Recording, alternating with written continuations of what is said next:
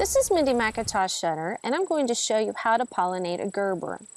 Now, pollinating a Gerbera is very simple, and if you're looking for a unique way of getting another start of a Gerbera, growing your own seeds per se is a great technique to use.